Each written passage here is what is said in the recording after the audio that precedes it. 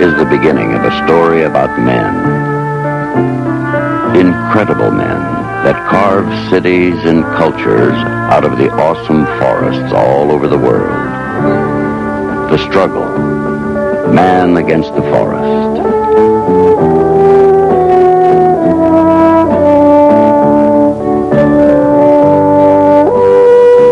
An enduring battle.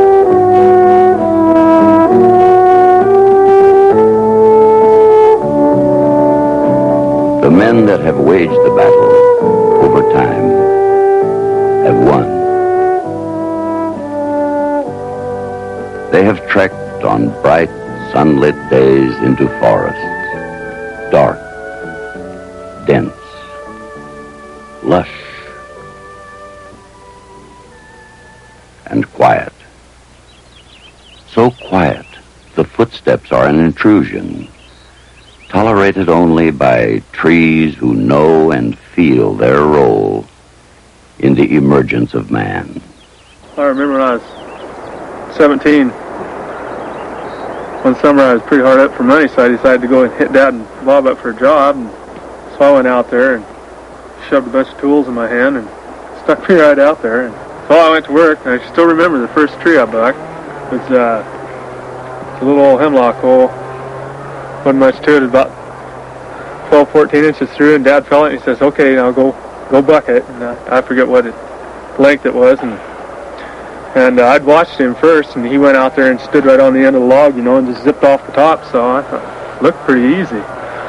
So I went out there and zipped. I got hung up just tighter than Dick's hat band.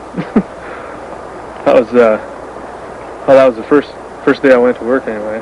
Not everybody can just come out here and do this kind of work, and you just don't catch on just overnight.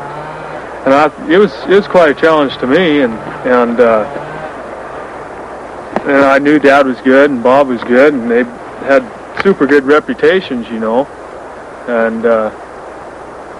so I thought, oh shoot, I'll just give it a try, and that's all I can do. And so I just decided to keep on going. It really is more of a prestigious work. It's not to get out here and fall and buck this stuff, you can't be no dummy. You've got to have your head about you. There's a lot more to this than what a guy thinks.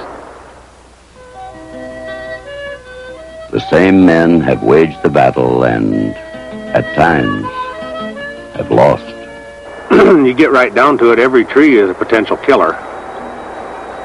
Every tree you fall, even when you're bucking, a lot of guys been hurt bad bucking. One thing that did make Bob a safe worker, we were cutting down by the Nasyka Bridge just above the Cowlitz River, and one of the guys got killed on the job, and on a different outfit that was working next to us. And the guy, his partner, come running up to me. He says, "I think something's happened. I think my partner might be dead." He was falling maple, and so he says, "Will you guys go down and check?" And he says, I looked at a distance, says, "I'm scared to go any closer." Well, we went down there, and that poor man had been hit in the head with a maple about 12 inches in diameter, and it was a chunk, actually, what hit him.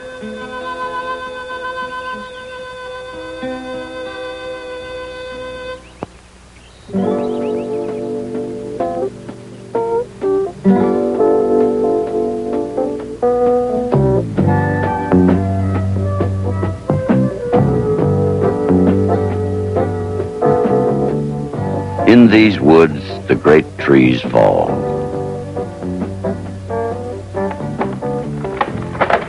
Harvested to serve man today, and replanted to serve man tomorrow.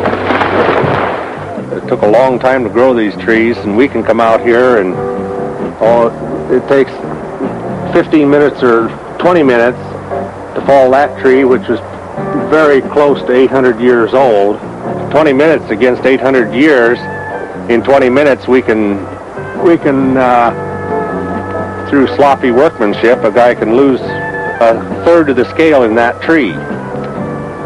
That's not really fair, And then when this tree is gone, of course, they'll come in here and plant all new trees. And in this particular area, they'll probably plant, 7 to 8 trees for every tree that's growing. And like I told you yesterday, we'll admit it looks like heck. It looks terrible. When they get through logging this, it looks terrible. But then so does that wheat field over there in eastern Washington after they take off the wheat. You know. But the only difference is, look at the size of the wheat compared to the size of these trees and the time that it takes to grow each one. Once you cut down one of these trees like this, there's never going to be another one like it again. Well, that's probably true for in this area, but the heck of it is there you can always grow more. And people don't stop to realize that these trees here, almost all of these here, are overripe and probably should have been cut about 10 years ago. In these woods, a whisper of a wind brings a threat of death. Carelessness brings a promise. You're working in this tall timber, you know, if the winds are blowing at you or sideways or something, you know, you really have to compensate for it or else give up. Because it'll blow your tree sometimes 20 or 30 feet out of lead.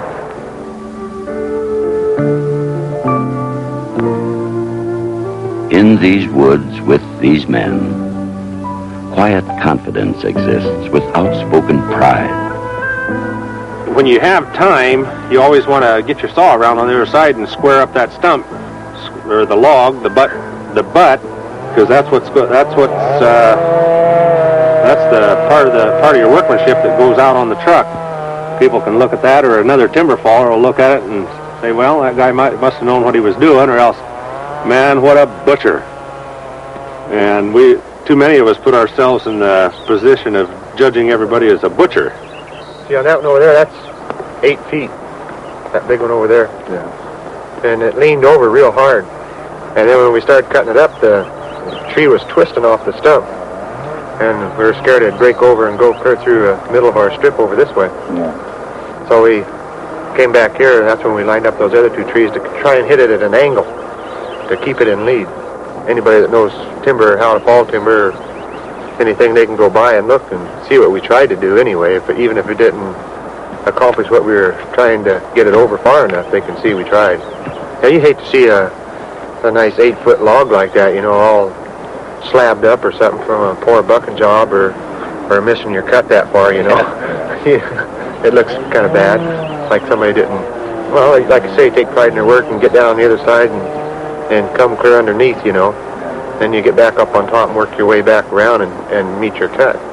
And that's what we just try to do, is just get them off as straight as we can so they look good. Out here you got every tree's a little different. Every cut. Right. That's the thing I like about it. There is a great story to tell of the forest and the men who have lived and worked among the trees, about their lives, their work, their feelings, their fears, the pains and glories, the tragedies, the triumphs. Of all the tales told, from the taming of the West to the conquest of space, this one remains untold, except for the small beginning.